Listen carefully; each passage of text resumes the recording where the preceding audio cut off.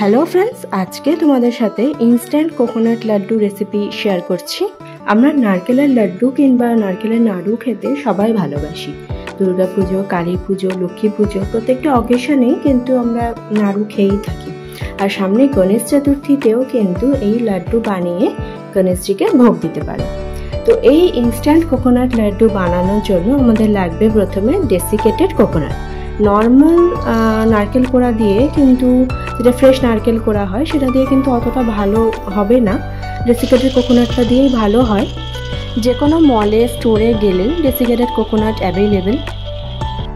এখানে desiccated coconut আছে 200 গ্রাম, mixed nuts আছে 1/4 কাপ, মেইনলি আছে কাজু, আলমন্ড আর পিস্তা বাদাম। আপনারা চাইলে অন্য কোনো নাটসও ইউজ করতে পারেন। নাটসটাকে মিক্সিতে আমি গ্রাইন্ড করে নিয়েছি। আর এখানে দেওয়া হয়েছে কনডেন্সড মিল্ক 1/2 কাপ, আর মিল্ক পাউডার 4 টেবিল স্পুন, আর একটু এলাইচি পাউডার। আর এতে কোনো এক্সট্রাভাবে চিনি লাগছে না, যেহেতু কনডেন্সড মিল্ক পাউডার ব্যবহার হয়েছে সেজন্য আর কোনো চিনি আমরা ইউজ করিনি। এবার এটাকে একটু ভালো করে হাত দিয়ে মেখে নিতে হবে। তারপর এর মধ্যে দেওয়া হচ্ছে কেসার মিল্ক।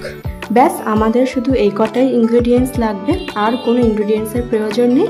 এবার শুধু হাতের সাহায্যে মেখে নিলেই রেডি। এবার দেওয়া হচ্ছে কেসার মিল্ক। কেসার মিল্কের জন্য 2 চামচ দুধে কয়েকটা কেসারের স্ট্র্যান্ডস ভিজিয়ে রাখা হয়েছিল, সেটাই এর মধ্যে দিয়ে দেওয়া হচ্ছে। দুধটা কিন্তু খুব অল্প পরিমাণে দিতে হবে, নয়তো এটা একটা মন্ড শেপে হবে না, তখন পাতলা হয়ে যাবে। আর এই ইনস্ট্যান্ট কোকোনাট লাড্ডুটা কিন্তু নো ফায়ার কুকিং। গ্যাসের সামনে দাঁড়িয়ে রান্না করার কোনো দরকার নেই। যখন ইচ্ছে হবে, যখনই নাড়ু বা লাড্ডু খাওয়ার ইচ্ছে হবে, ইনস্ট্যান্টলি কিন্তু এই লাড্ডু বানিয়ে আপনারা খেতে পারেন। আবার অনেক সময় নো ফায়ার কুকিং কম্পিটিশন হয়, সেখানেও কিন্তু এই ইনস্ট্যান্ট লাড্ডুটা আপনারা বানাতে পারেন। এটাকে খুব ভালো করে মেখে একটা মন্ডর মতন করে নেওয়া হয়েছে। এবার এখান থেকে ছোট ছোট অংশ নিয়ে লাড্ডুর শেপে গোল গোল তৈরি করে নিতে হবে। তারপর এখানে একটা প্লেটে ডেসিকেটেড কোকোনাট আছে, সেটাতে এটা রোল করলে রেডি আমাদের ইনস্ট্যান্ট কোকোনাট লাড্ডু। রাত্রে ডিনারের পরেও কিন্তু একটু মিষ্টি খেতে ইচ্ছে করে, সেজন্য এটা কিন্তু ইনস্ট্যান্টলি বানিয়ে ডিনারের পরে ডেজার্ট হিসেবেও খেতে পারেন। পুজো পার্বণের দিনে বাড়িতে লোক আসলেও কিন্তু এটা ঝটপট বানিয়ে আপনারা সার্ভ করতে পারেন। ভীষণই ইজি একটা রেসিপি, বেশি কিছু ইনগ্রেডিয়েন্টসের প্রয়োজনও নেই।